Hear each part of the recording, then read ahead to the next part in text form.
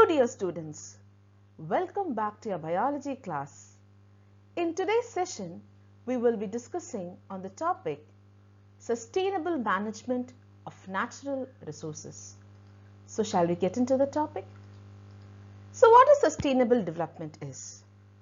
So the definition states that it is an approach or it is a systematic approach to a country, especially in regard to the economical development in a country without disturbing or without compromising the quality of our environment for the future generation, and that is the meaning of sustainable development.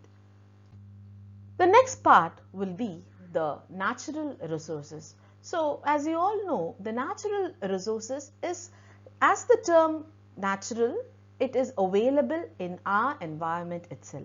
So when you talk about the natural resources, it is nothing but it is the air, the water, the sunlight, the temperature, the forest, etc. all makes up the natural environment, and of course even the wildlife as well.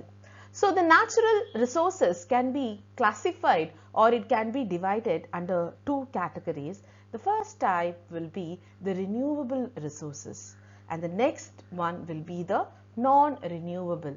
As the term say, renewable means to make it again, to make it new again, right? So here the renewable resources is nothing but it can be replaced in a very short duration, or it can be replaced in a very short period of time. Like I can tell you, the water, the sunlight, the forest, everything can be replaced. But the non-renewable resources is that it cannot be replaced in a very short time. So some examples I can tell you, the minerals. When you talk about the minerals, it will be the coal, the petroleum, the natural gas, and some metals also. All these minerals, they take 1,000,000 years to be formed, and that is why it is said as a non-renewable resources. So human activities, normally when you take the activities of human, they produce the lot of waste materials, that is, which are thrown away in the environment. That is, they use it out and they throw it in the environment. So as a result, what happens? It becomes the waste, and of course it causes pollution to the natural surroundings. So the pollution can be in form of three categories, which is the air pollution, the water pollution, and the next category will be the 3R principle of our environment. So when you talk about the 3R principle, the main principle depends upon to reduce, to recycle, and finally we have to reuse it. So reduce means by using less of our natural resources and avoiding the waste. Okay, avoiding the waste of natural resources.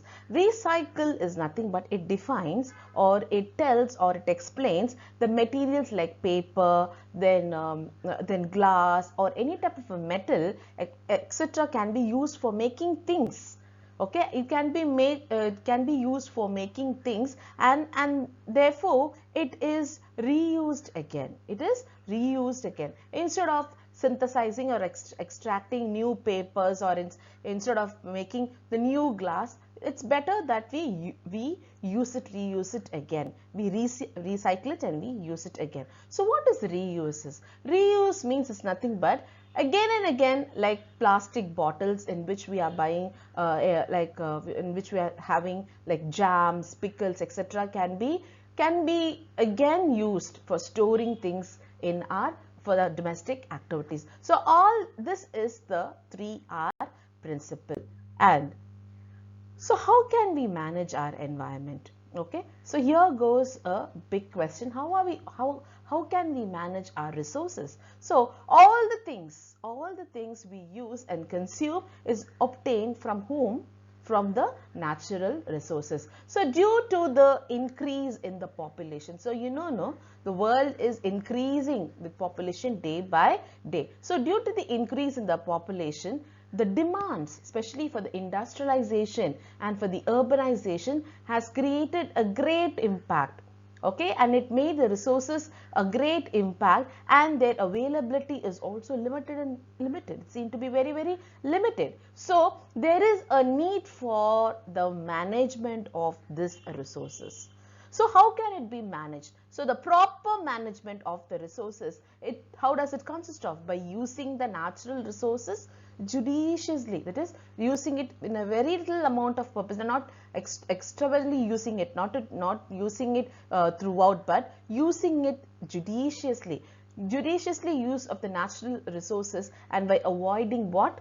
The waste of our natural resources. So the long term, there must be a planning, especially for using the natural resources, so that it not only used for the present, but even for the future generation.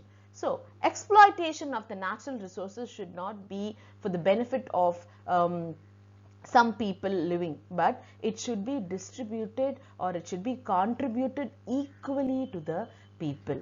So while doing all this by obtaining or by extracting any type of natural resources, we should also plan for the garbage disposal, especially the disposal of waste should be done in a wiser way, so that it does not cause any damage to our environment. So this is the way how we can manage our natural resources. So the next one will be the forest. So all of us like forest, right? So it is very essential and mandatory that our environment should have a very good biodiversity, especially it should have we must have create an importance to the forest. So forest will always helps us to preserve the biodiversity of a country.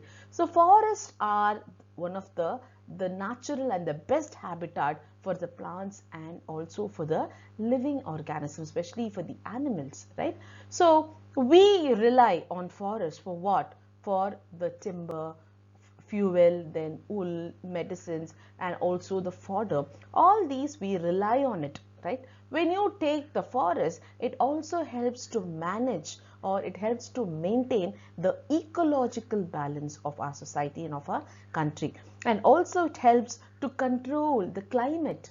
The forest will help to control the climate, and also by giving surplus rainfall to us. And that is the main important point I wanted to emphasize here, is that forest will prevent the soil erosion, and of course it will control the flood. Okay, so when you take 2 to 3 years back, I think everybody of us, especially in Tamil Nadu, we have a common problem of facing flood every monsoon season, right? That is because the urbanization has come, and even the people who are living in the city are started to cut down the trees, and they are building up the flats and big malls, and all the furnished buildings have come. So if you plant a tree, okay, if you plant a tree, the tree will help to prevent all these natural calamities, especially the soil erosion, and it will control the flood, and it will also give the oxygen needed for the environment. It will maintain the oxygen carbon dioxide balance in the nature. And also people, how do they get impact with these forests? And these people, some people, they are totally associated, or they rely only with the forest, either directly or indirectly. So people living in, they always depend upon their livelihood. Okay, their livelihood, one day of their meal or one day of their living is dependent only on the forest, because industrialists who use the raw materials from the forest for manufacturing paper, then medicines and furnitures, and even the Department of Forestry, the government who owns the forest, and they control the resources from the forest. And the natural resources, the nature and the wildlife organization, they wanted to preserve and to reserve the forest for many uses. Okay. The next part will be the need for soil conservation. So forests can be conserved in many ways, and the first point will be afforestation, which means planting more trees. Planting more trees will aid lot of benefits to the forest. Next one is nothing but by preventing the cutting down of trees. and also by preventing the overgrazing of cattle. And one more measure what we can take is maybe we can set up a large national park or a sanctuaries, and also by adopting new biosphere reserves. All this will make a rich forest. It will give a rich forest to our environment, and also by giving certain forestry programs, especially by undertaking social forestry programs like the One Mahotsav Day. What do you mean by One Mahotsav Day? That is a day which creates an awareness of planting a tree.